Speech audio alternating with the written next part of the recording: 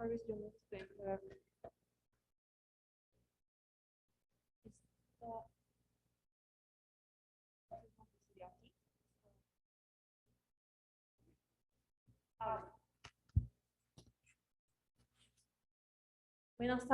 Buenas tardes a todos.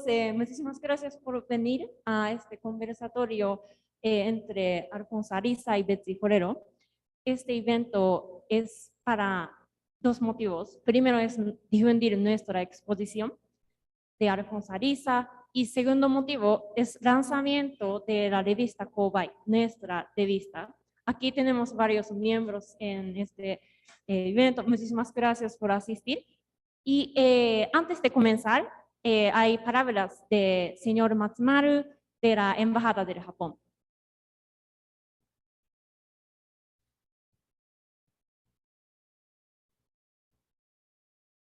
Estimados asistentes, muy buenas tardes. Bienvenidos al conversatorio Alfonso Ariza y Betsy Forero en conversación, una invitación de la revista Cobay, segundo evento académico en el marco de la Cátedra Japón. Agradezco a la Universidad de los Andes, quienes a través del Departamento de Historia del Arte, el Centro del Japón y Centro Cultural de la Decanatura de Estudiantes apoyan esta iniciativa. También extiendo mis agradecimientos a la doctora Betsy Forero Montoya, directora de la revista Cobay y profesora de estudios japoneses de la Facultad de Arte y Humanidades de la Universidad de los Andes, y al maestro Alfonso Ariza, autor de la obra Ruta Libertadora, expuesta actualmente en el Centro de Japón de la Universidad de los Andes, por su constante labor en la consolidación de las relaciones culturales y académicas entre nuestros países. Finalmente, agradezco al Ministerio de Relaciones Exteriores de Colombia por la iniciativa Cátedra País Japón, en la que desarrollaremos este conversatorio. Esta iniciativa busca crear espacios académicos que permitan presentar con más detalle la agenda positiva de Japón y Colombia y afianzar las relaciones de amistad y cooperación entre nuestros países. En el marco de la Cátedra Japón, llevaremos a cabo dos actividades adicionales a las que me gustaría invitarlos. El 22 de marzo se realizará la conferencia virtual Tendencias Ecofeministas en el cine contemporáneo japonés, Cine, Género e Inaka en Japón, en colaboración con la Fundación Japón, a cargo de las doctoras Nieves Moreno de la Escuela Universitaria de Arte TAI de Madrid y Betsy Forero Montoya, que está acá, del Departamento de Historia de Arte de la Universidad de los Andes. Y el 29 de marzo tendremos una charla virtual sobre las relaciones internacionales económicas en Asia-Pacífico en colaboración con la Cámara Colombo-Japonesa de Comercio e Industria. La charla será ofrecida por el doctor Watanabe Yorizumi, profesor de la Universidad de Estudios Internacionales de Kansai y profesor emérito de la Universidad de Keio. Para mayores detalles, los invito a consultar las páginas del Centro de Japón y la Embajada del Japón. Sobre el tema que nos congrega hoy en esta sala, me permito hablar brevemente sobre nuestros panelistas. El maestro Ariza es magista en pintura tradicional japonesa Nihonga de la Universidad de Arte de Tama, Japón. Ha realizado más de 100 exposiciones en importantes galerías del mundo, como el Museo de Setagaya, Tokio, el Museo de la Nación en Uruguay y el Centro Cervantes de Bordeaux en Francia, entre otros. Recibió la beca de honor del Ministerio de Educación japonés y fue el ganador de la Trienal Internacional del Museo de Arte Contemporáneo de Santa Marta. En sus paisajes utiliza la técnica de Nihonga a base de piedras preciosas tituladas. La profesora Betsy Forero Montoya es doctora en estudios críticos japoneses de la Universidad de Tsukuba, magistra en estudios globales con énfasis en Asia de la Universidad Sofía en Japón. Estudios de posgrado en el área de cultura y representación de la Universidad de Tokio. tiene un profundo interés por la representación de la mujer japonesa en los medios de comunicación, en el cine y en el arte. Es prácticamente de estado inscrita en la Escuela Urasenke.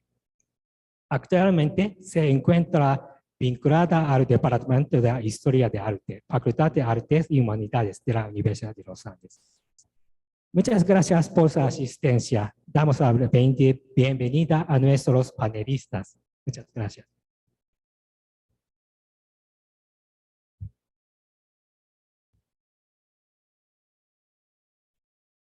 Bueno, pues buenas tardes. Buenas tardes. Gracias por la presentación, Matsumari-san. Más que panelistas, nosotros hoy somos dos personas a quienes les ha gustado, quienes han estado conectadas con Japón durante mucho tiempo. Y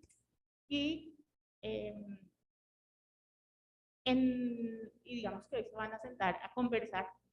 Literalmente esta va a ser una conversación muy informal que a lo mejor tenemos pendiente. Hace ya varios meses, pensaría yo como en agosto del año pasado, hablamos con Alfonso y con la posibilidad de que él nos prestara una de sus obras para Kobai, que es la revista del Centro del Japón y la Facultad de Artes y Humanidades, y que se desarrolla con un grupo de estudio de estudiantes de pregrado y de maestría. Y Alfonso, muy amablemente, nos ofreció Ruta Libertadora, que es la obra que ustedes encuentran en el segundo piso. Entonces, Kobai, el tercer número de la revista, que ya está listo y se está difundiendo en pues, de forma digital a través de los canales de la Universidad del Centro del Japón, cuenta con Ruta Libertadora, pues dentro de... ¿Quieres pasar hacia dónde? Esto hizo que Alfonso nos invitara a su estudio al Centro Cultural de la Universidad y al Centro del Japón. Y a lo mejor iniciamos una conversación muy casual que podemos continuar probablemente. Kobai es un espacio en el que queremos que haya artículos, personas que se dedican pues, a escribir, pero también, digamos, y sobre todo en el mundo de Japón, hay personas que de pronto tienen un contacto con Japón y no es a través de las letras. Entonces, que la obra de Alfonso, de nuestro tercer número, es una invitación a artistas y personas profesionales de la imagen para participar allí. Eso es por un lado. Por el otro lado, este evento hace parte de Cátedra Japón. Cátedra Japón, le explicó muy bien Matsumaru-san, y yo solo quería decir que este es un espacio en el que estamos conectando, en relación con Cátedra Japón, es un espacio en el que estamos conectando a Japón pues, con Colombia, porque ambos somos colombianos, pero ambos hemos trabajado en Japón durante un tiempo, por supuesto Alfonso, que yo, pero básicamente esto es lo que queremos hacer hoy con ustedes aquí. Muchas gracias, Alfonso. Gracias por aceptar la invitación de Kobai primero. Gracias por la aceptación a Coten, la exposición.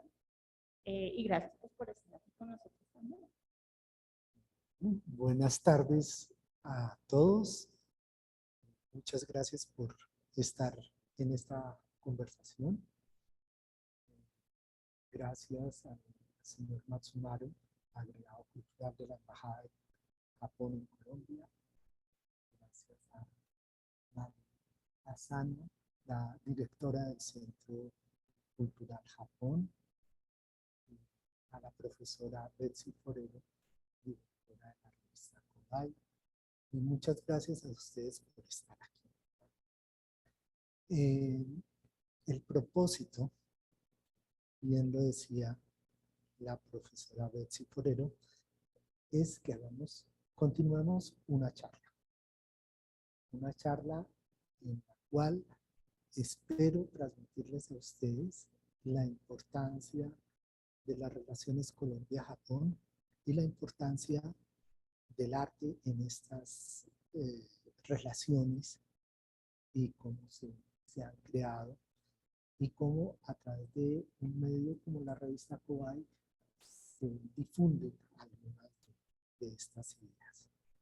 Como decía la profesora Betsy Forero, esto surgió tal vez sin pensarlo mucho, como una invitación a participar en la revista, y fue tomando unas dimensiones cada vez más importantes. Sí, gracias. Vale, entonces, para empezar, al final les puedo mostrar Ruta Libertador. Pero si no, pueden visitarla en el segundo piso del centro. Y para empezar, simplemente como fue la obra, punto de partida de una serie de eventos y actividades que vinieron después. No sé qué nos puedas contar. Sé que fue una obra que hiciste durante la pandemia. Entonces, no sé qué nos quieras contar sobre Ruta Libertador. Bueno, en Japón es muy importante el camino.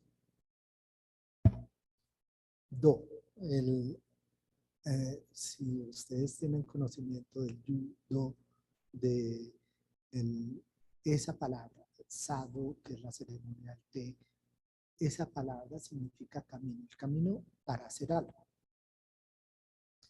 Y quisiera comenzar devolviéndole la pregunta.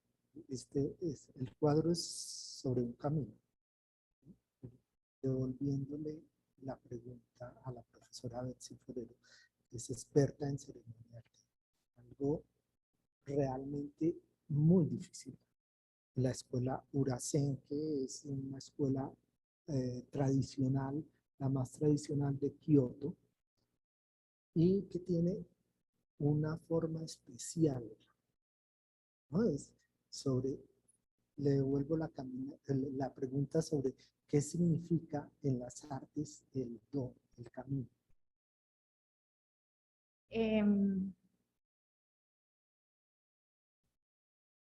Yo practico té. Esto que se llama comúnmente ceremonia de té.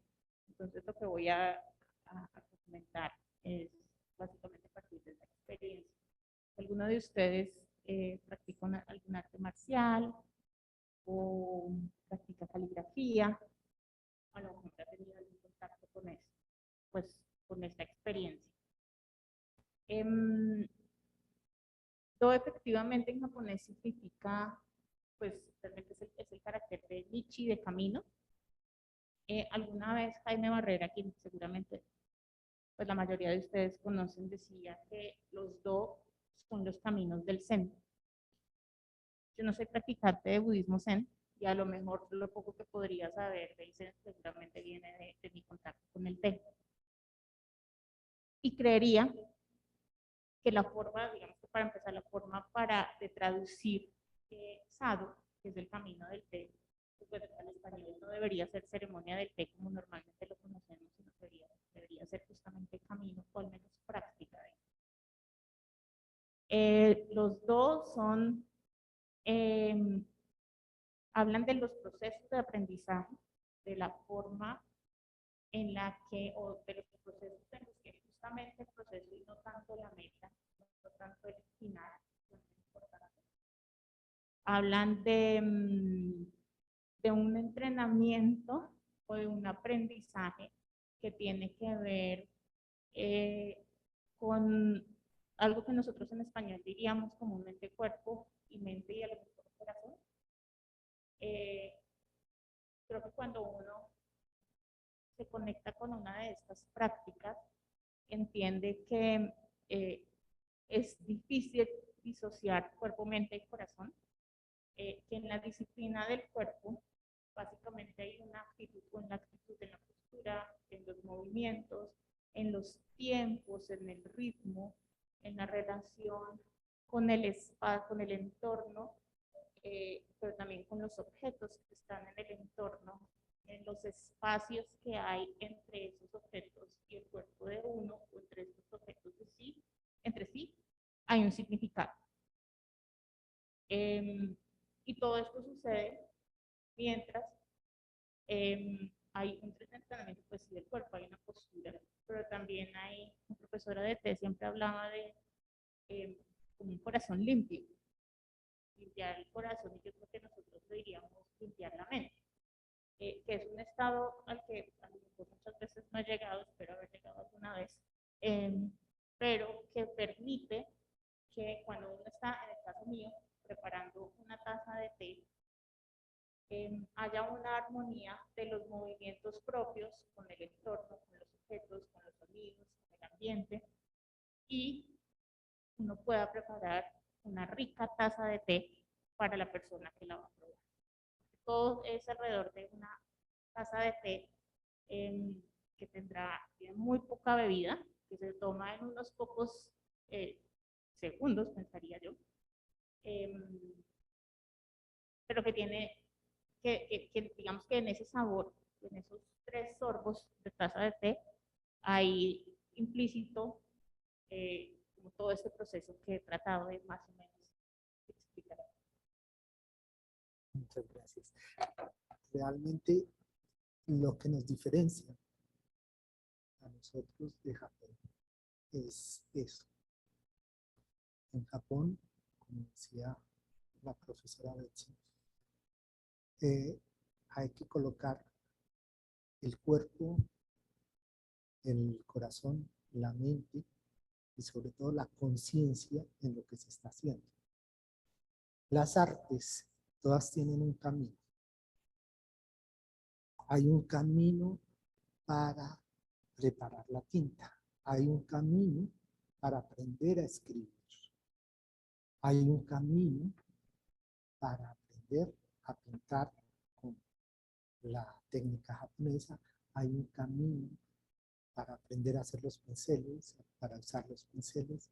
Todo tiene un camino. En el cuadro La Ruta Libertadora sucedieron una serie de sucesos y a lo que yo quiero llegar es que ese camino está hecho para entender que uno es parte del universo. En la medida en que la persona esté tomándose una taza de té con toda la conciencia presente en eso, está siendo parte de todo lo que está sucediendo en el universo. Y ese es un momento de, digámoslo así, de iluminación, de satori. Simplemente estar en el momento presente. Cuando yo estaba aquí dictando clases en la universidad, alrededor del 11 de marzo,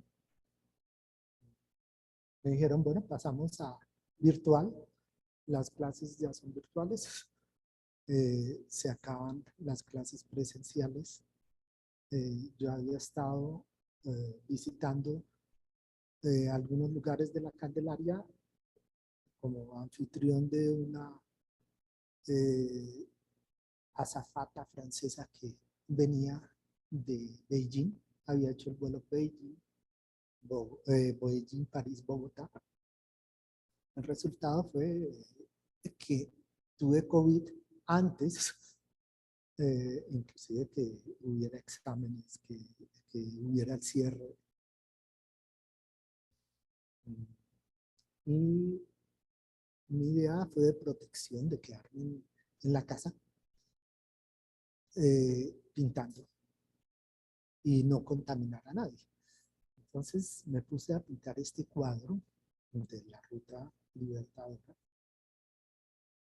porque acaba de estar paseando por el páramo de Cruz Verde y los colores que tenía guardados eran esos.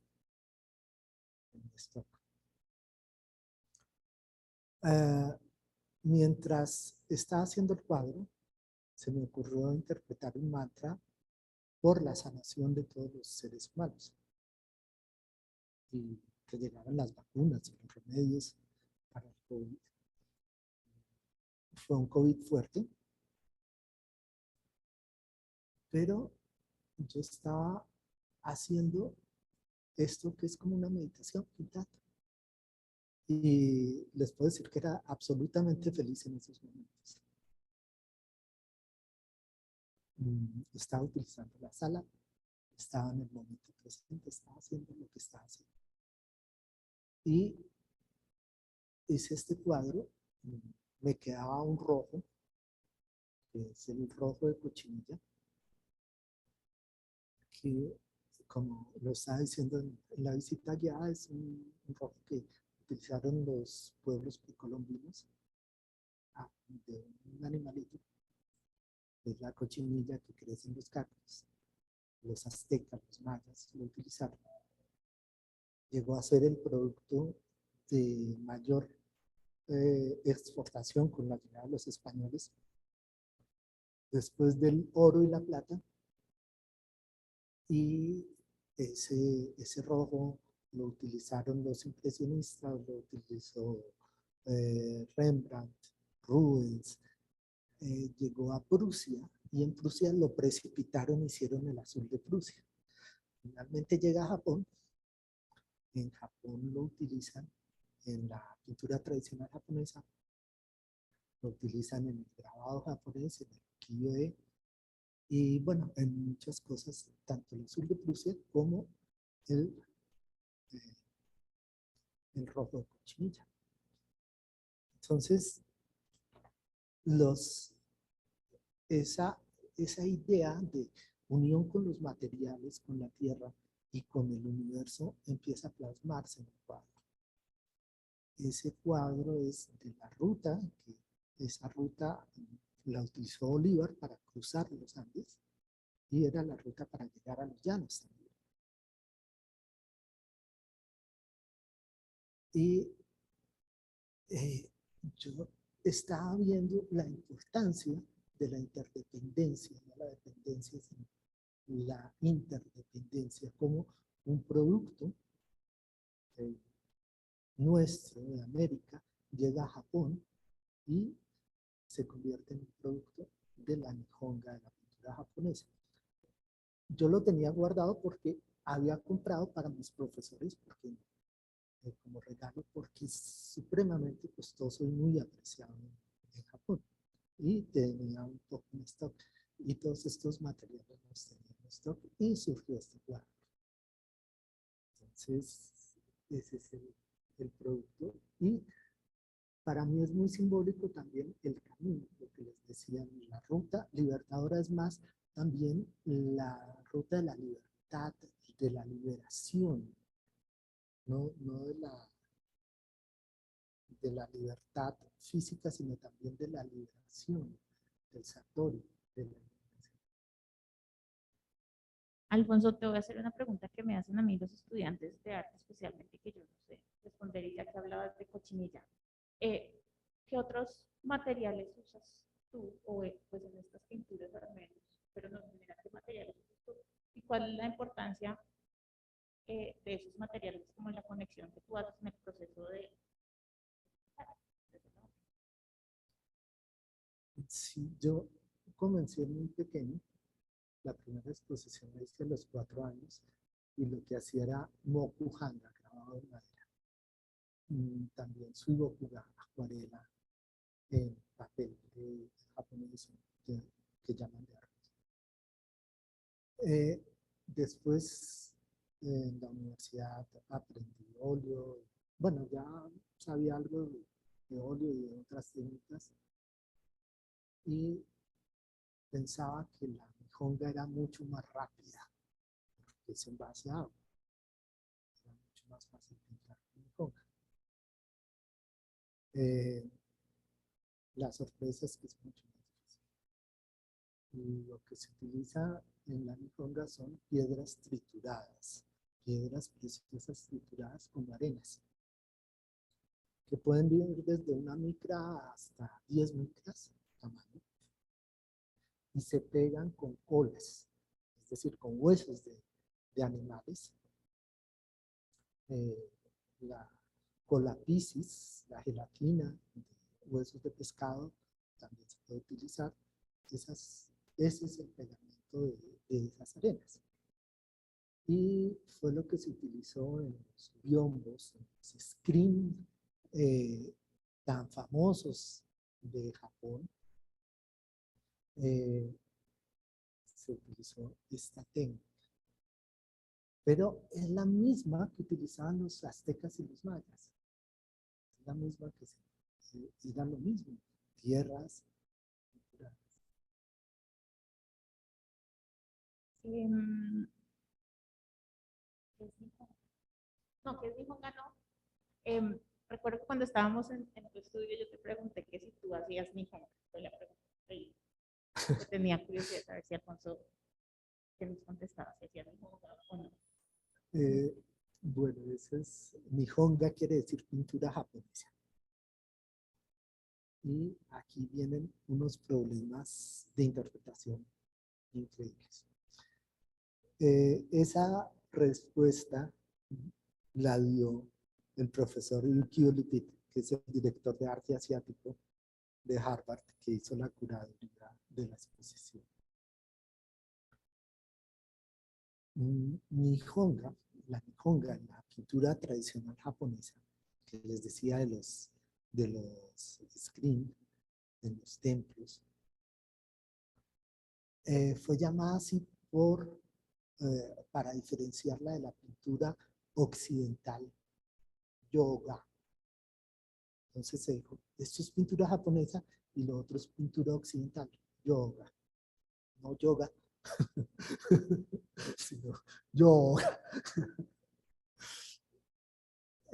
Esto sucedió por dos personas, esencialmente, que fue Ernest Fenollosa, un americano, que llegó a Japón, y es el primero que empieza como a decir, bueno, esto es lo japonés, esta es la historia del arte japonés. Él era de Massachusetts, y se hizo muy amigo de Okakura Kakuzo. Los dos, es increíble cómo en la época Meiji, tanto Fenollosa como Okakura Kakuzo son los que desarrollan toda la idea y la identidad de Japón. Okakura Kakuzo fue director de arte en Tokio, en la Universidad de Tokio. Y es el que escribe un libro que se llama Los Ideales de Oriente, ¿no? Y se dice, esto es lo japonés. Y los japoneses tienen unos criterios que son la estética, la unión con la naturaleza, en la pintura la superposición de planos, los materiales, y esto es japonés, y lo otro es occidental. Entonces, ahí viene una confusión muy grande, porque esta pintura con base a la cola de huesos de animal se llama pintura japonesa. Pero en la traducción, pintura japonesa también es el grabado, también es el sudokuga, la acuarela, absolutamente todo. El término abarca todo.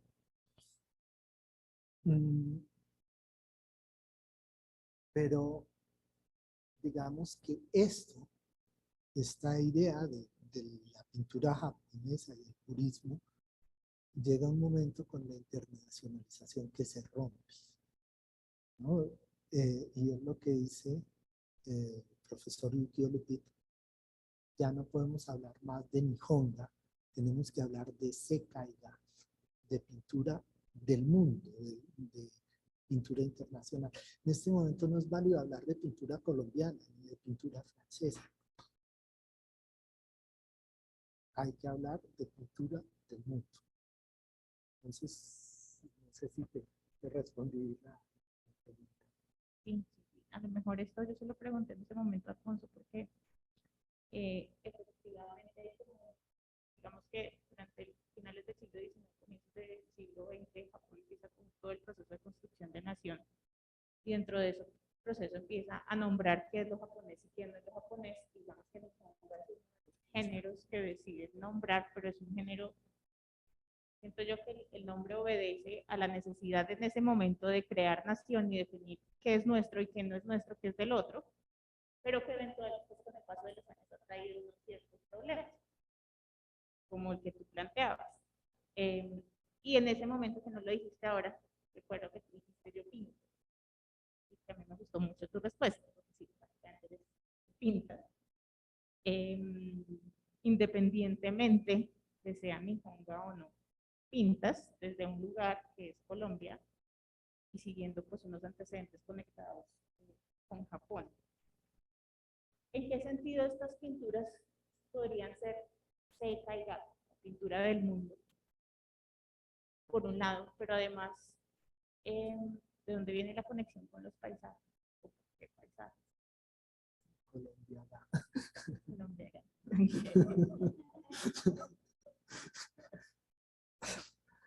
Eh, bueno, hay dos puntos muy importantes. La creación de nacionalidad es algo muy importante. ¿Cuáles son los valores principales de una nación? Yo creo que los valores principales de Colombia es la historia del Dorado, pero la leyenda del Dorado, no pensando que el tesoro era el oro, sino el tesoro de Colombia son los recursos naturales. Y por eso trato de pintar, aparte de, yo también estudié biología, también mostrar la importancia de los recursos naturales. ¿No? Ese es mi tema. Y también dentro de la pintura japonesa, el paisaje es uno de los temas más importantes. Gracias. Eso me lleva como a pensar también, ¿no? Pues realmente son varias las preguntas, pero tenemos paisajes colombianos eh, con una técnica y un formato, que me corregirás, un formato japonés, porque estos paneles así grandes son esto es como este panel es el formato de los biombos. Es el formato del tatami, de la estera. En Japón, la estera es como el módulo de la arquitectura. La estera antiguamente era donde se podía dormir una persona. ¿No? Entonces, uso 6 tatamis. O se usan 12 también tradicionalmente. Y está todo el ejercicio de pintar. En alguna otra ocasión mencionamos o te escuché yo y bueno, eso es algo que uno cuando habla de Japón lo dice con cierta frecuencia, la importancia de las formas en Japón, de cómo se toma las formas, las posturas, las posiciones en Japón. Y cuando y pues si uno lo piensa en el caso del té, les decía, es importante, bueno, cómo se sienta, cómo uno coge cada uno de estos implementos, cómo estos implementos así pesen mucho o pesen poco, no deberíamos hacerlo evidente, deberíamos interactuar de la misma forma con los implementos que además tienen un origen natural, bueno, hay bambú, hay madera. En el caso de la pintura, ¿qué formas son importantes? Alguna vez hablábamos también, por ejemplo, por la experiencia de un curso que tuviste de caligrafía, de la importancia de cortar el papel con la mano. Ese tipo de prácticas que son muy comunes, que de pronto nosotros cuando aprendemos a leer, a escribir, no les prestamos atención, realmente no se nos hace conscientes de cómo cogemos el lápiz, el esfero, de cómo borramos, de cómo hacemos las letras, de cómo nos sentamos, de cómo ponemos el libro. Ese tipo de prácticas creo que pueden ser importantes en el ejercicio de la pintura. No sé si hay algo que quieras como destacar de allí, como de esas formas que hacen parte del proceso pues, de pintar. No solo en la pintura. Sí, lo sé. Mientras yo estuve en Japón, durante los 5 años que estuve, yo me preguntaba qué nos hace tan diferentes. ¿Qué es lo que hace que seamos tan diferentes los japoneses a los colombianos? ¿Qué hace que una sociedad sea tan ordenada y que todo funcione y otra sea tan espontánea?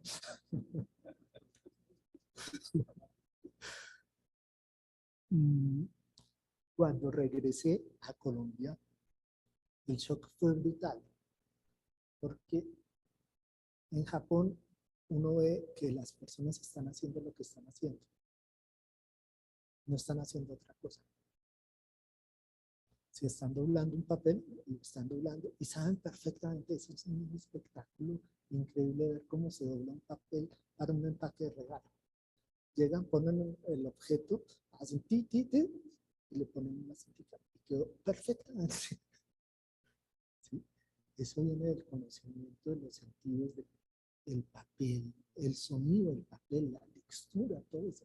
Nosotros no lo tenemos. Cuando yo llegué acá y pedía algo para regalo, me impresionaba ver a la persona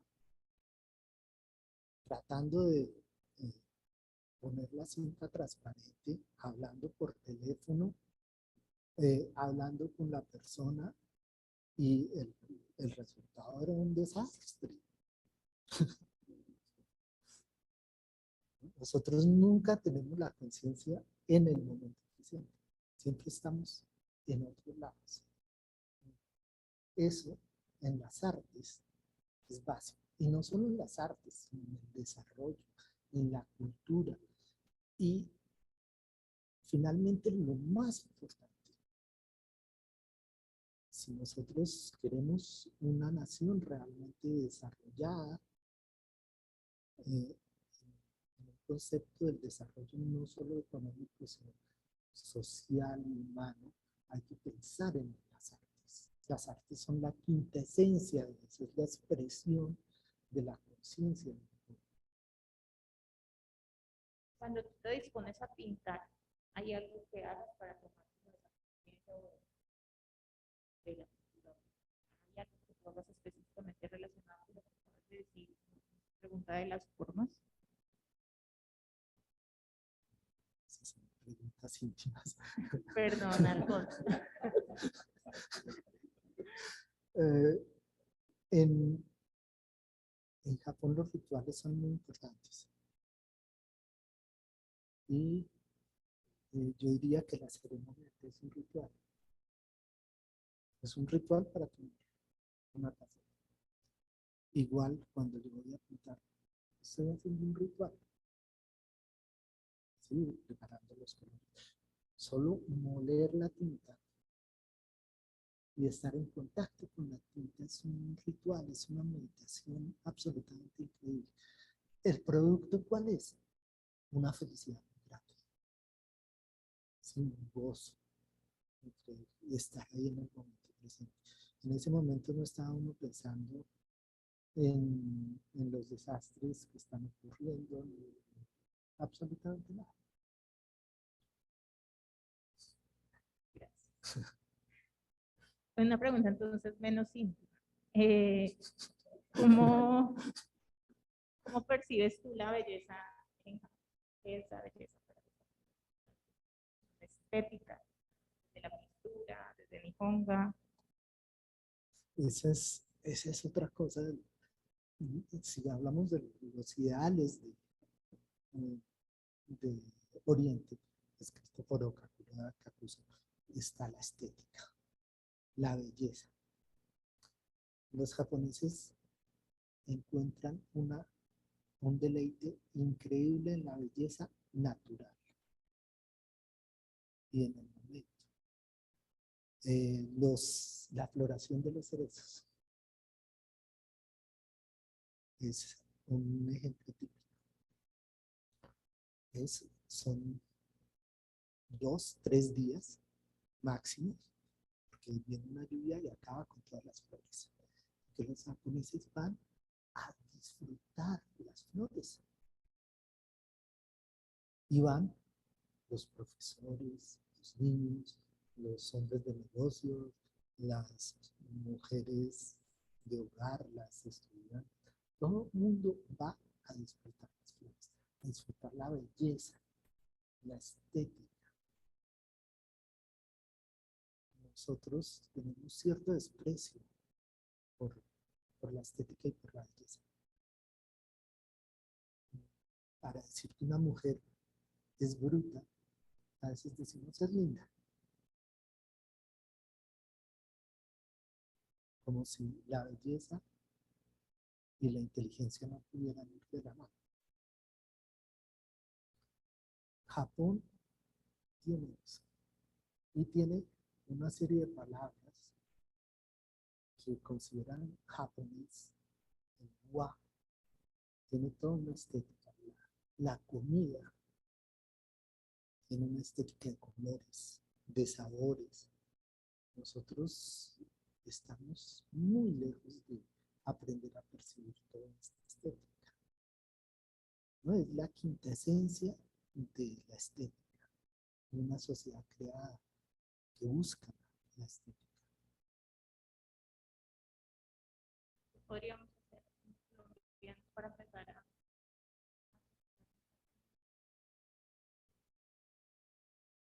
Yo creo que si hay un país del cual nosotros tengamos que aprender, por eso son tan importantes las relaciones entre Colombia y Japón, es Japón. El desarrollo de Japón está hecho en base a la cultura. En la constitución japonesa quedó escrito en el acuerdo después de la guerra, Japón se dedicaba a las artes y la ciencia y la paz. Es lo que nos falta a nosotros. Como país nos falta eso. Tal vez hablando con Marisan, ella me decía, bueno, sí, pero la presión de grupo en Japón es muy grande y aquí en Colombia, decía ella que se sentía relajada. También hay cosas que se pueden aprender mutuamente, pero el mundo es uno en este momento. Sí, y tenemos que colaborar. Estoy convencido de que Japón es esencial para Colombia. Bueno, hay más cosas que yo quisiera preguntarle a Alfonso, pero a lo mejor alguno de ustedes vino aquí por un interés particular. Quiera hacer alguna pregunta o comentario.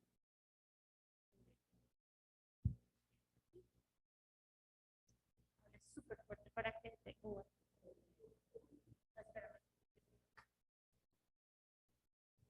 Buenas tardes, maestro, y a todos. Pues primero, muchas gracias porque usted ha hecho una síntesis muy especial de todo lo que nos quería decir. Ha sido un recorrido.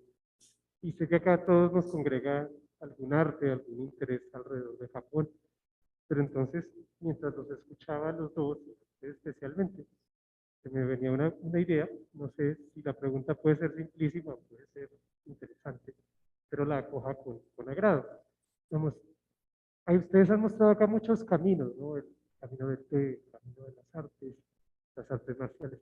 Pero entonces, esos caminos lo escogen a uno o uno los escoge. Digamos, uno podría aspirar a todo eso que usted menciona voluntariamente o eso llega. Esa pregunta es para Betsy o para mí.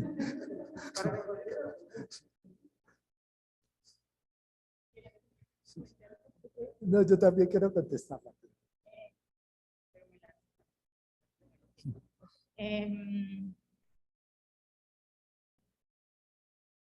Cuando estabas preguntando, pensaba que uno lo escogía.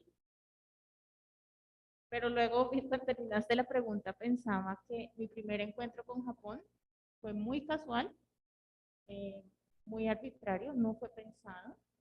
Una clase escogida al azar, en la que en la primera clase nos presentaron un video de una ceremonia de té.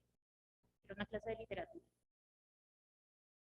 Pensemos en los 90, yo siempre les digo a los estudiantes, cuando no había internet y cuando ver estas imágenes significaba de verdad un asombro muy grande y una serie de preguntas de por qué lo están haciendo, con muchos porqués. Entonces, y de allí en adelante, digamos que tuve distintos encuentros con la ceremonia del té sin buscarlos. Cuando tuve la oportunidad de viajar a Japón, pues para estudiar, yo fui con la meta de hacer una de tres cosas, o me volvía practicante muy buena de Aikido, interpretaba muy bien Koto o Te, era una de las tres. Y llegué a un lugar en el que había Te. Entonces, como que hubo una serie de casualidades a lo largo de unos 10 años que pues me llevaron por el camino del Te. Definitivamente pues tomé la decisión de seguirlo.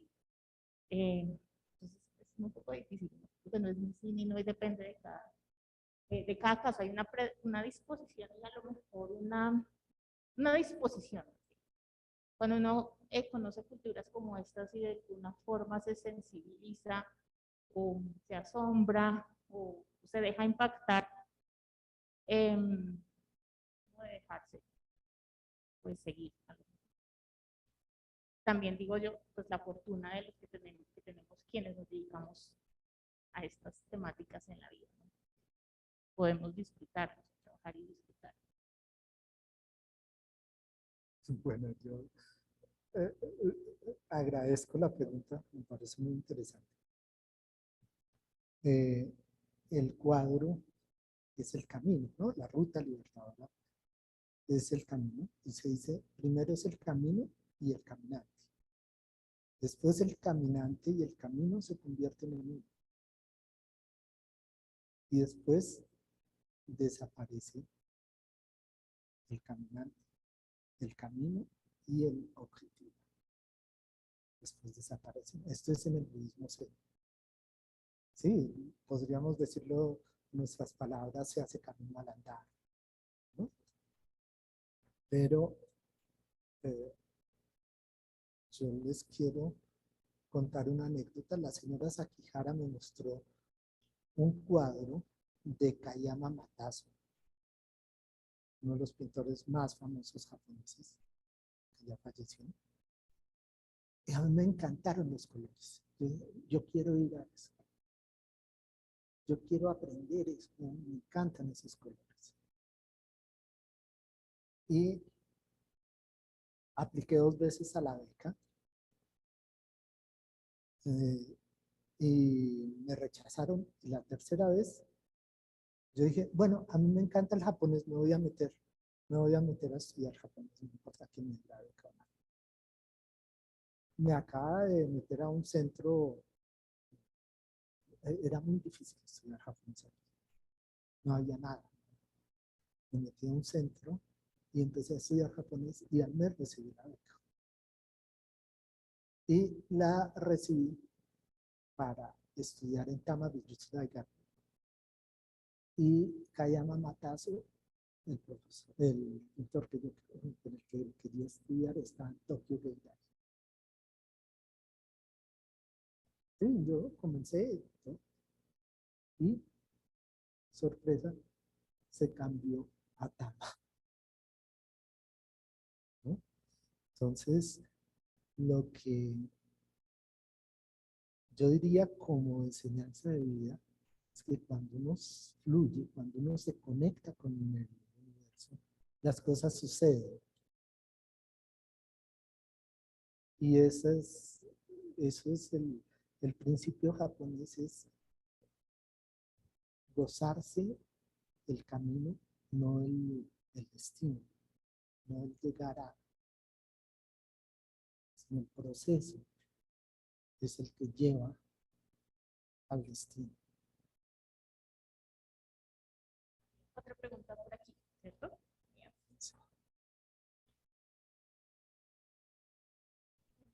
Creo que en parte mi pregunta fue respondida con lo que acabas de decir, pero bueno, mi pregunta es, habías comentado que habías estudiado una parte de tu vida en Osaka, eh, y ahora me comentaste que estudiaste en la Universidad de Tama. ¿Verdad? Perdón. ¿Estudiaste en una universidad de Osaka o no, tus estudios del idioma japonés, cierto? Sí. Em, Disculpa, ¿cuál es el nombre de esa universidad? ¿Era como tal de arte o solo del idioma japonés? Sí, Ah, era solo del idioma solo japonés, idioma ¿cierto? japonés. Y luego en el estudio que hiciste de japonés, ¿en qué universidad comenzaste ese estudio de artes japonesas, de Nihonga? Sí, yo tuve 6 meses con la beca, tuve 6 meses de idioma japonés en Osaka Gaikoku Daigaku, la Universidad de Estudios Extranjeros de Osaka, que queda en un pueblo en las afueras de Osaka que se llama Mino. Allá tuve 6 meses eh, y bueno, mi llegada fue muy difícil. Eh, yo tenía una imagen de Japón de los tiempos de Edo. Mi padre había estado en Japón, me hablaba mucho de Japón y yo tenía la imagen de él. Con decirles que cuando yo estaba viviendo en, en Tokio, en Shibuya, lo llamé y le dije, estoy viviendo en Shibuya. Es una de las estaciones más grandes que hay en Tokio. Más de 3 millones de personas diarias. Y me dice, ah, qué rico, eso es calmadísimo.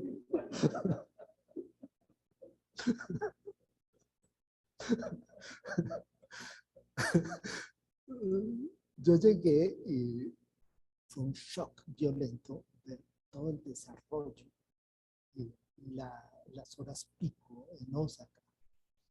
Yo llegué a la estación para ir yo quería ir al castillo de Osaka y no pude por la cantidad de gente moviéndose. Me volví al hotel asustadísimo. Sí.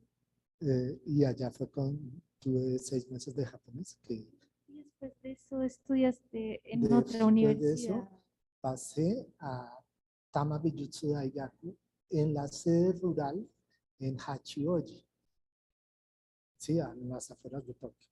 Y bueno, a la sede en Setagaya, en Tama Bijutsu Daigaku. Entonces me tocó cambiarme de apartamento varias veces.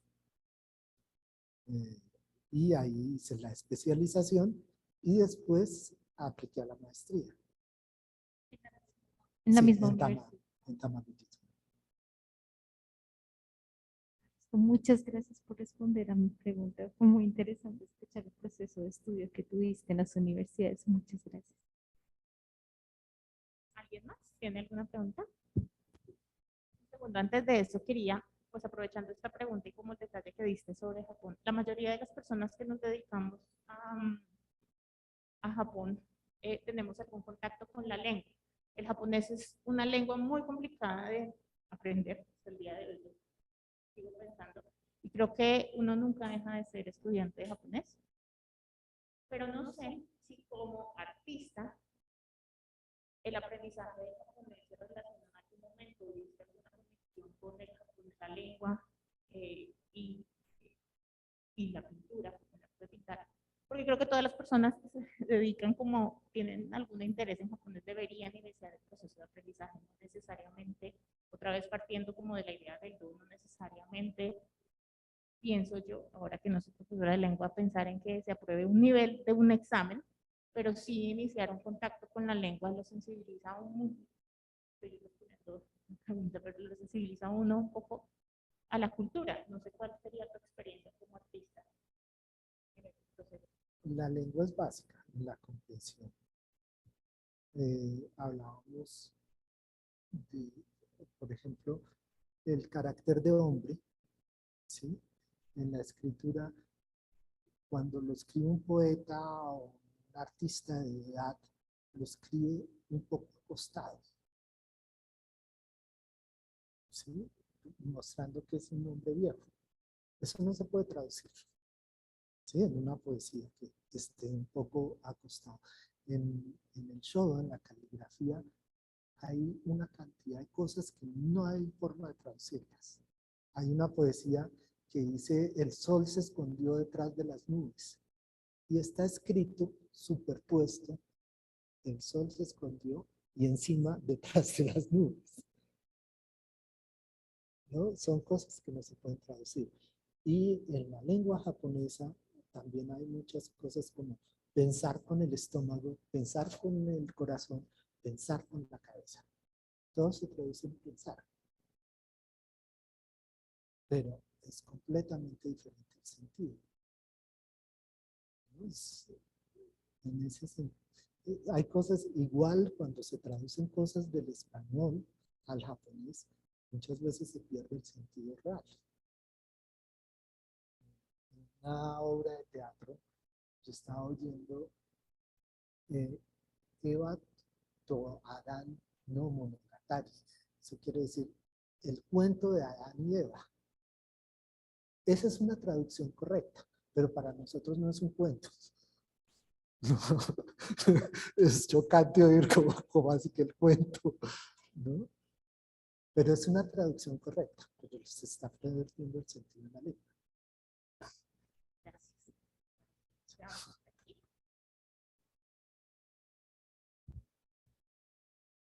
Gracias. Mi pregunta era, ¿cuál fue tu primera impresión cuando empezaste a estudiar japonés, a aprender japonés? Como mucha gente eh, siempre dice como, uy, no, el japonés es imposible de aprender o es muy difícil. ¿Cuál fue tu primera impresión cuando empezaste a estudiar este idioma? Bueno, yo primero comencé a estudiar chino. Después no había nada de japonés y comencé aquí en unos cursos que dictó la embajada y me encantaba, me fascinaba. Pero eh, creía que sabía mucho cuando aprendí hiragana y katakana. Y cuando abrí un libro y no podía leer nada, fue la frustración más increíble. La impresión al llegar a Japón fue de desconcierto, porque los japoneses no dominan el japonés. Nosotros menos. ¿Sí? Voy a aclarar lo que estoy diciendo. Muchas veces ellos le preguntan a uno, ¿cómo se escribe tal cosa? Ah, se escribe así, ¿no? Y hacen el signo en la mano o lo dicen o lo buscan en un computador. Y en artes, eso era el infierno. Inclusive hoy en día. Estaba preguntándole a María San sobre un kanji que es el de Nyoba. Es un material. ¿Sí? Yo sé cómo se usa, sé el kanji, sé la pronunciación y no sé qué es. Es decir, eso yo me acuerdo que era algo así como cloruro de aluminio o algo así. No existe ningún diccionario en que esté eso, ni los electrónicos, ni nada. Y en mi tiempo era un diccionario así, que era imposible de buscar un kanji. Y además, si uno no sabía la pronunciación, ¿cómo lo buscaba en ese diccionario? ¿No? Con una letra chiquitica que tocaba con una lupa. ¿No? Es frustrante si uno no aprende a disfrutarlo. Y yo todos los días escribo algo. No con el propósito de saber japonés, sino por el gusto de practicar la calidad. Por aquí. Gracias. Hola, Alfonso. ¿Cómo estás, Alfonso lo conocí en Tokio. Y hay varios comentarios con respecto, por ejemplo, a las traducciones. Como el título de la película está Lost in Translation, ¿no? En donde se hacen unas traducciones equivocadas a español. Y voy a dar dos ejemplos. Hay muchos. Y aprovecho para invitarlos. Estuve trabajando en la traducción de subtítulos de una serie de 15 documentales sobre artes escénicas tradicionales de Japón. que están en el canal de YouTube de Japan Foundation. La serie tradicional, más otros de escénicas contemporáneas y otras cosas. Y el último que terminé de traducir antier es sobre los Oni. Y Oni usualmente se traduce como demonio, cuando existen muchos Onis que son protectores. Uno de los errores de traducción. Y otro típico que hace que los espectadores extranjeros a veces se desilusionen es el de algo que llaman en Occidente el teatro no, escrito N-O-H, se traduce como teatro, pero en japonés es mai, y mai es danza sagrada.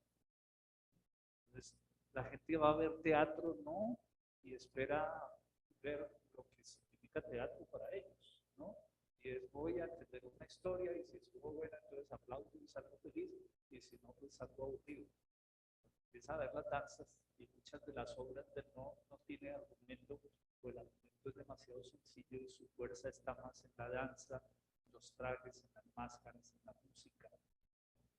Entonces ahí hay otro ejemplo de eso, esta traducción. Y para terminar comentarios, acordándome de Alfonso, había una discusión, unos reclamos a China desde Japón con respecto a los derechos de autor.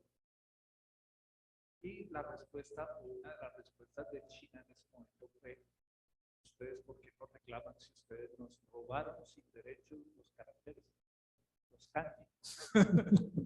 Entonces llegó, cuando yo estaba en Tokio, llega una delegación de China y pues había trazado todo el camino hasta el lugar de reuniones de China. En todo el camino cambiaron los letreros, quitaron todos los caracteres y dejaron todo hiragana, katakana y romaji. Y entonces le pregunté a una amiga, pues con hiragana y katakana no puede escribir todo en japonés, ¿cierto? ¿Qué piensas tú de no usar caracteres? Es imposible. Los caracteres tienen un significado. La impresión visual del carácter genera una sensación que no se puede reemplazar por el hiragana. Muchas gracias, maestro Mauricio. A propósito de eso, del teatro, ¿no? Después de la guerra había una presentación muy importante en que invitaron a los americanos al teatro y decía, no theater this night. O sea, no, el teatro no, pero los americanos leyeron como, no hay teatro esta noche. No theater this night. Y se devolvieron. Los malentendidos son increíbles. Con el nombre de la exposición ya era para risa, ¿no? Porque Goten habíamos acordado con Betsy que era Goten. Y cuando Marisan estaba en Japón y cuando le pregunté Goten, hay un Goten que es exposición individual y se pronuncia igual. ¿No? Sin el kanji es imposible. No hay forma de escribir el japonés solo con la pronunciación. ¿Alguna otra pregunta? Bien, otra vez.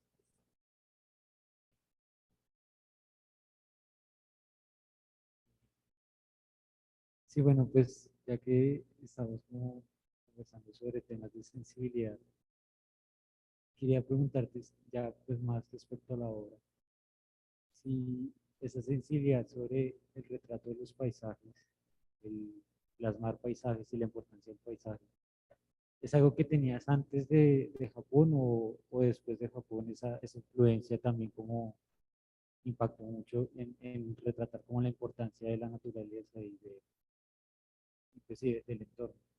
Sí. Sí, ¿cómo sería esa influencia japonesa en la obra, digamos, más allá de... Es algo que yo me preguntaba mucho, si si la sensibilidad se adquiere o si hay posibilidad de adquirirla, o es un defecto de fábrica. Eh, yo tuve una infancia en la Candelaria, en una casa antigua con un jardín lleno de animales, eh, contacto con la naturaleza, y eso me marcó mucho.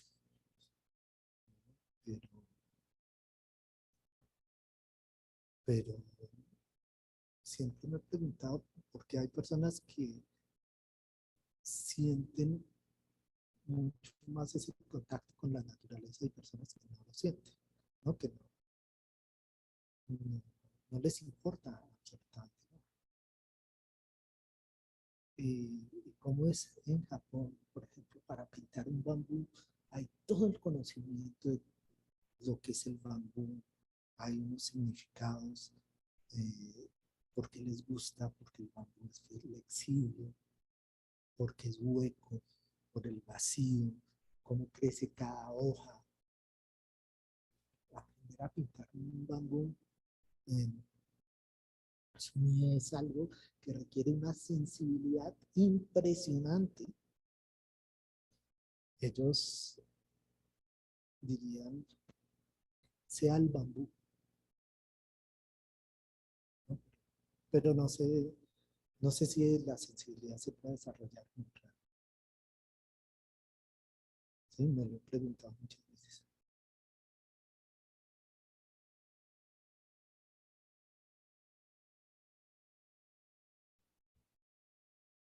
Entonces, Alfonso, yo quería preguntar, mientras Mauricio hablaba, se me venía a la cabeza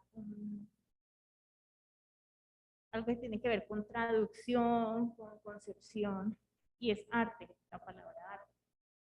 ¿Jujutsu? Sí, shigeru. Em, entonces, sí, ¿qué es arte? Es decir, yo si hablo con personas que hablan de arte, pues, aquí en la universidad normalmente entienden arte como asociada a la pintura, principalmente. Bueno, pintura, escultura y artes plásticas, pero en Japón hay una serie de prácticas que yo entiendo como arte muy performativas muchas veces, muy experienciales, em, que siento que en este lado del mundo no caben dentro de la idea de arte.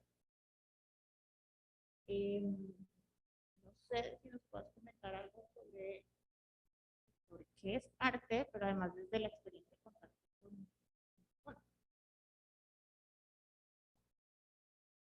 Yo creo que en la parte lingüística tú lo podrías explicar. Lo que, lo que yo les decía es una sociedad completamente inmersa en el arte. Nosotros decíamos que los japoneses hacen todo más bonito, más pequeño y más barato. Sí, hay un gusto por lo pequeño, por el bonsai, por hacer un radio más pequeño, por hacer una grabadora, un Walkman, ¿no? Y por la estética en todo.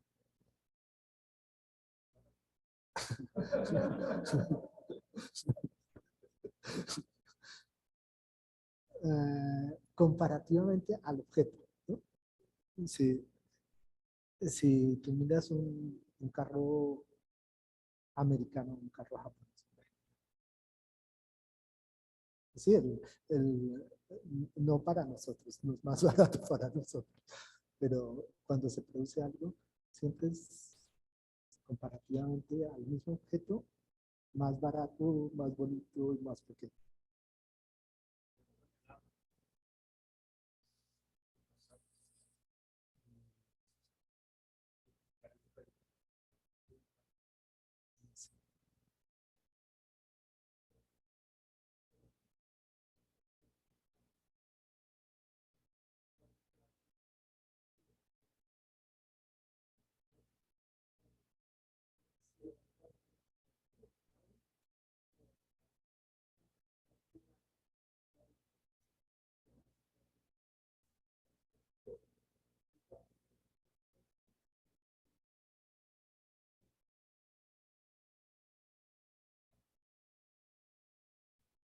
sería Bijutsu? Yo estoy solucionando las preguntas que me hacen los estudiantes. Es que uno tiene en japonés, cuando uno busca en el diccionario en japonés arte, aparecen dos palabras. O más bien, bueno, hay Bijutsu, que es una palabra que se empieza a popularizar en el proceso de modernización de Japón, y creo que es cuando los japoneses entienden que en otras partes del mundo se habla de bellas artes, y entonces Tokyo hablan- Bijutsu Daigaku en la revolución, sí, Revolución Meiji. aparece pues, la Universidad de Artes de Tokio, que digamos que esta palabra Bijutsu se empieza a popularizar. Pero hay otra palabra, y creo que dentro de Bijutsu se comprende lo que comúnmente nosotros entendemos como arte. Pero hay otra palabra que es Genjutsu, que tú no la buscas en el diccionario y también significa arte si uno la busca pues en su traducción literal, no literal, la traducción que hace pues al español. Y creo que en Genjutsu están estas otras, salte, diría yo, son artes que son prácticas, experienciales y que dan, y pues que hablan de una forma diferente de entender el arte, comparamos pues al menos colombianos con japonés. Es un arte un poco más experiencial, a lo mejor un poco más cotidiana y más de intervención, de relación. Mientras que Bijutsu es el arte, es el objeto de arte que se aprecia y se ve que Jutsu invita a algún tipo de interacción, performance, tocar, hacer. La música también. Sí. Pero lo que decía Betsy es muy claro. Es más bellas artes, Bijutsu, y el otro artes, ¿no? Artes escénicas. Escénicas. Pues habla como de un universo mucho más complejo, me parece a mí, de las artes, pero también más, pues más vivo en el común de la gente también, porque acá en nuestra sociedad colombiana entendemos muchas veces el arte como eso que sucede solamente en los museos, en las salas de exposición, y creo que el hecho de que haya Genjutsu en Japón hace que el común de los japoneses en distintos momentos de su vida y con mucha frecuencia interactúe con arte sin que sienta que sea una experiencia única en su vida. Digamos que es especial, que sucede en ese momento, nunca se va a repetir, pero puede volver a suceder de otra forma. Tú señalaste algo muy importante, que las artes están vivas acá. Eso es básico. El desarrollo de Japón es por eso, porque las artes están vivas. Son parte de la cotidianidad.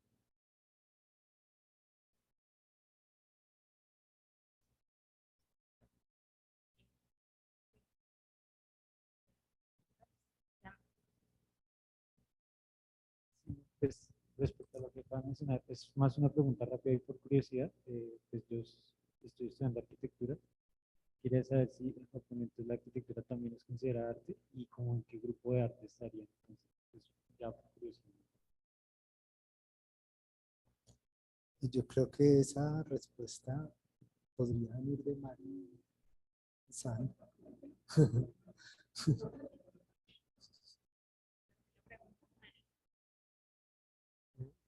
La arquitectura es considerada dentro de las artes.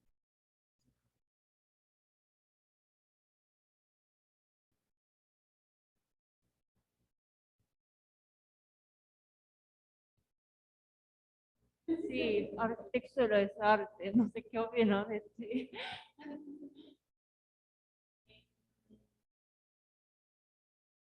Sí, yo creo que sí. Yo creo que sí. Y más cuando uno piensa, o sea, si uno piensa en Japón, cuando Japón, la construcción de los espacios, de las casas, Japón, de las casas de té, ahí hay principios estéticos muy claros que uno ve también en pinturas, que uno ve en artes escénicas, que ve en la misma ceremonia del té. Entonces pensaría que sí. No soy arquitecta, entonces no sé si uno puede dividir la arquitectura y pensar pues, que hay formas de arquitectura que no son arte. Pero si pienso en la arquitectura de la casa japonesa, un piso de tatami, donde hay bambú, yo pensaría que sí. Digamos que la arquitectura no está desligada, por ejemplo, del jardín. Sí, en ese tipo de cosas. Y los artistas muchas veces son los que hacen los jardines. Los más famosos jardines han sido hechos por monjes, artistas, y la arquitectura está unida al jardín. ¿No? Es parte de un todo, pero sí es un arte. Son espacios que se conjugan con las actividades que suceden allí. Estaba pensando pues en los escenarios de teatro, cada uno especial según el tipo de teatro, el tipo de arte escénica que sea. En el caso de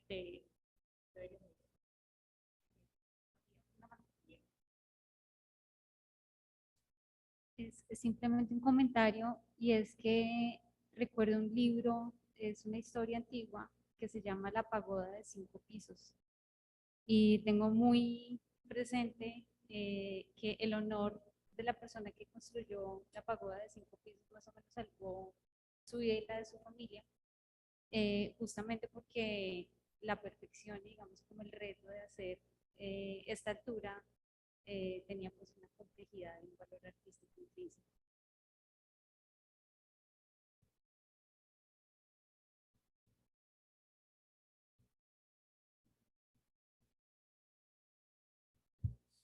Está bien. Eh, Relacionado pues con la pregunta también de la arquitectura, pues yo veo la arquitectura como una expresión del entorno. Entonces, no sé si conozcan la Biblioteca Belén en Medellín, que fue diseñada por un arquitecto japonés, Hiroshi Naito. Él hizo un especial contacto con la comunidad colombiana y siguió por ese principio estético de la armónica. Hizo una cerámica de una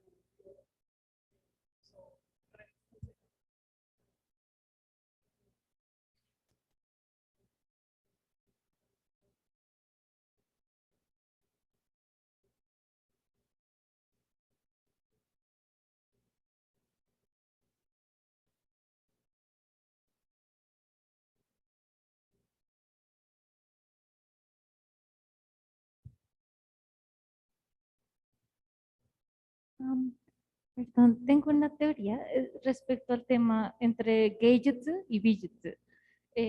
Quiero pues asegurar si de pronto no estoy errónea, pero ok, Bijutsu es acerca de bellas. Pienso que hace relación a las bellas artes y hubo una separación de las bellas artes y las artes plásticas alrededor del siglo XIX, que por ejemplo las bellas artes son consideradas la arquitectura, la escultura, la danza, la música, la pintura, la literatura y el cine. Y las artes plásticas se refieren más a las técnicas como la pintura, la escultura, el dibujo, la arquitectura, el grabado, la cerámica, bueno, y etcétera. Bueno, podría nombrar muchas.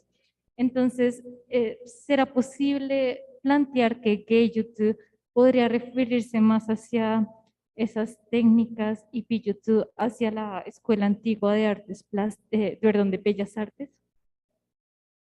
¿Es posible?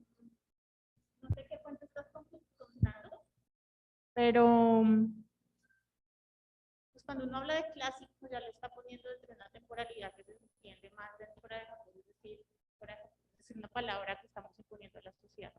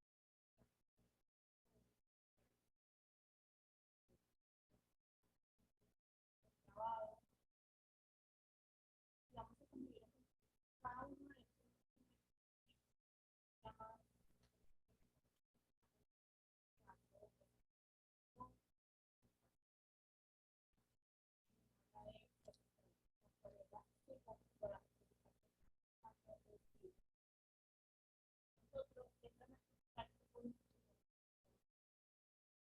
que hay una necesidad difícil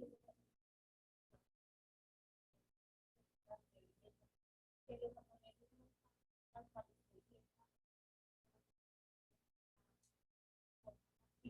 sin embargo, sí la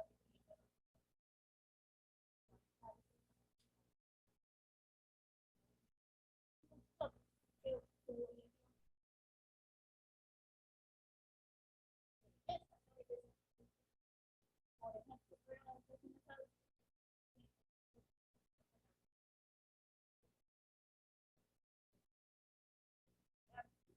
no sabía necesariamente debería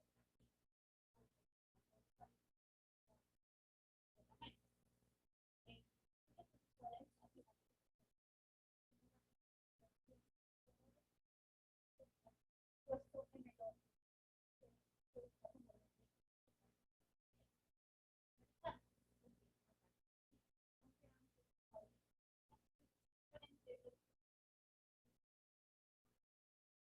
creo que a los japoneses no les interesaba tanto tener los sombreros, creo que solamente funcionaba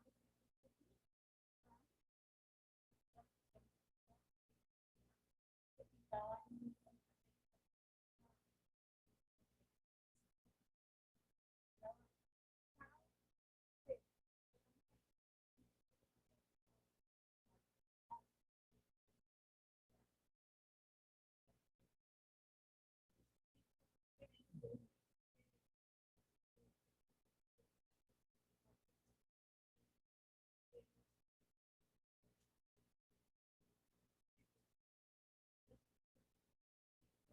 Me gustaría complementar algo. Lo que decía Betsy se refiere a esa historia de Fenelosa, de Ernest Fenelosa, que llega a Japón, y Okakura Kakuzo, que dicen, bueno, de acuerdo a esos parámetros occidentales, ¿cómo podemos clasificar a Japón? Y con Ernest Fenelosa hace una colección de lo que dice que es valioso dentro de la pintura japonesa y lo lleva a, creo que es a MIT, la colección de Fenelosa. Y ahí comienzan ese tipo de separaciones, ¿no? En Japón, por ejemplo, existe la pintura villina de bellezas, ¿sí? La pintura de beldades sería la traducción, con ese billi, ¿sí? De bijutsu, ¿sí? La pintura de bellezas, donde se acoplan esos, ¿sí? Y bellas artes, como explicaba Betsy, utilizó eso, de belleza, bellas artes, ¿no? Pero Geijutsu es todas las artes, inclusive performáticas.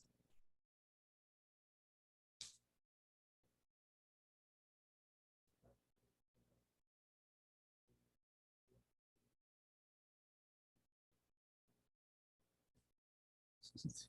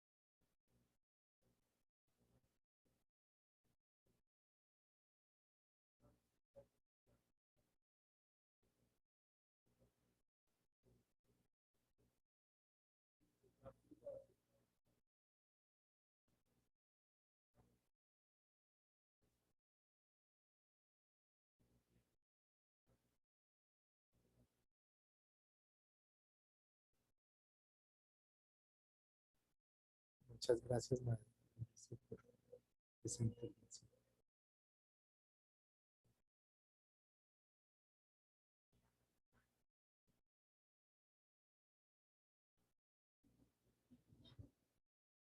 Bueno, era un poco más relacionado con lo de la arquitectura como arte. Y la arquitectura de los japoneses como arte es una combinación también con funcionalidad. ¿Por qué? Porque al momento de una construcción y una arquitectura japonesa requiere que tenga unos estándares aún más altos que en otros lados, debido a las situaciones geológicas, básicamente. Pero aún así buscan conservar ese estilo y esa belleza que, que los caracteriza. Entonces, sí es un arte, pero tiene que llevar primero la funcionalidad antes que el arte. Entonces, Estás hablando desde tu percepción. Yo tuve la oportunidad de conocer a Tadeo Ando, una exposición que estaban haciendo de todos los trabajos de Tadeo Ando. Y le pregunté cuál era su deseo con todas esas obras. Y me contestó que sean impermanentes.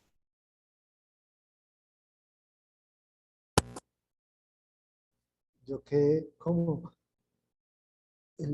nuestro deseo con el arte es que permanezca.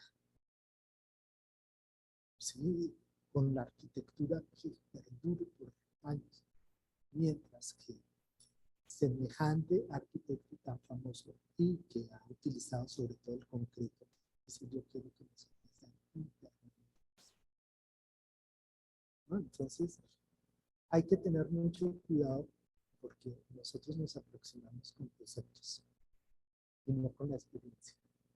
Lo que decía el profesor Martínez, Mauricio Martínez, es importante. Es desde la experiencia. Y el arte es experiencial.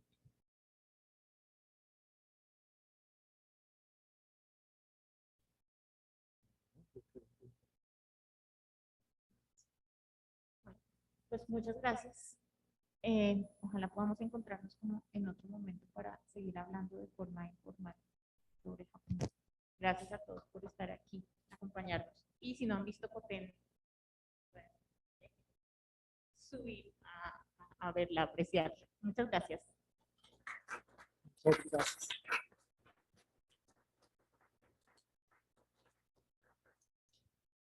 Antes de cerrar, les agradecemos desde Centro de Japón también y les invitamos a ver nuestra revista Kobai, que está liderando Betsy Forero. Yo voy a enviar correos con el enlace donde puede ver el tercera edición de la revista y ojalá sigamos creciendo con ustedes y tendremos más invitaciones interesantes. No sé si Betsy quiere. Bueno, entonces, muchísimas gracias por su asistencia. Arigatou gozaimashita.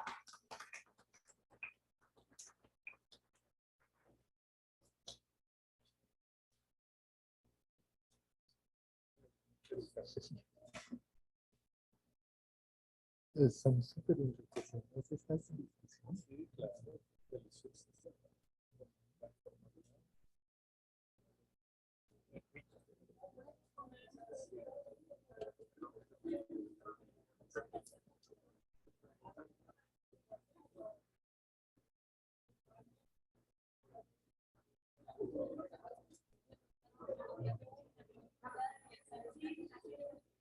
Mauricio, ¿cómo estás? ¿Tú no te acuerdas de mí? Así no. No, así no, pero de pronto así sí. No, es que nos vimos una vez en, ¿cómo se llamaba esta librería de libros en inglés en la 70 con Quinta? Hicimos en un club de lectura, tú fuiste con una amiga, yo y después te estuve molestando porque aquí en Moen es muy interesante en el tema de historia y cultura japonesa. Y te propusimos que se hiciera su curso, de ahí me iba a hablar. Sí, claro, claro. Pero al final no logramos hacer quórum, entonces sería una idea. Pero bueno, me da mucho gusto verte de Lo nuevo. mismo, Qué chévere.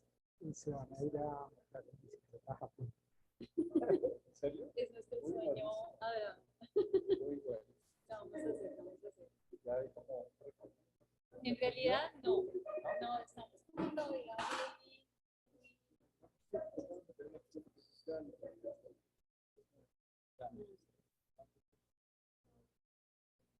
un mes y medio por ahí. Yo siempre, aunque Japón es maravilloso en todos los lugares, siempre recomiendo muchísimo Kansai. Sí, la zona donde está Kioto, Osaka, Nara, Sí. sí, Sí, coincidieron. sí. Y hay que subir a Koyasan, Ok. la montaña sagrada de esa sensorial fabuloso. Koyasan es un centro budista fundado por Kukai, donde se le acredita desde el siglo octavo. Pero fue creador de una corriente budista, ¿no? Y esa montaña con los templos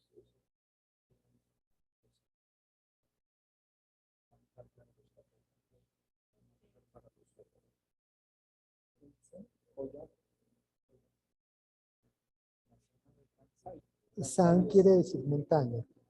No es Fujisan. No quiere decir señor. No Hay es homófobos, ¿no? Sí, sí, sí, sí, sí, Como el sí. tipo de Sí, este señor. Arango que había ganado un premio Simón Bolívar de periodismo, que escribió libros sobre la constitución japonesa de Japón. Y el tipo, al parecer, su fuente de información eran las prostitutas y los prostitutos colombianos, que usualmente no hablan japonés, no tienen ni idea de cultura japonesa. Y entonces sale escribiendo que en Japón respetaban mucho al monte Fuji, porque le decían Fuji-san, el señor Fuji. Y ese san es montaña, eso no es Ay, el qué san de... chistoso. Sí, sí, sí, sí, sí. Sí, eso es lo típico. Una mamá no ve. Discúlpame.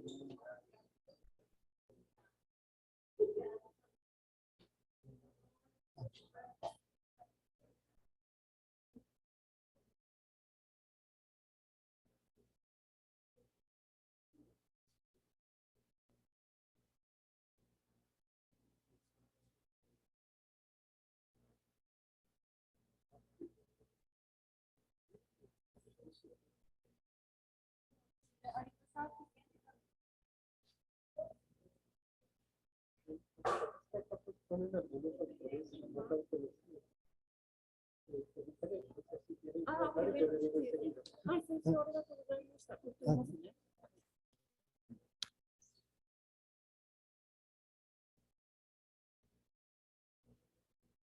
Sí, sí, ahora todo el mundo está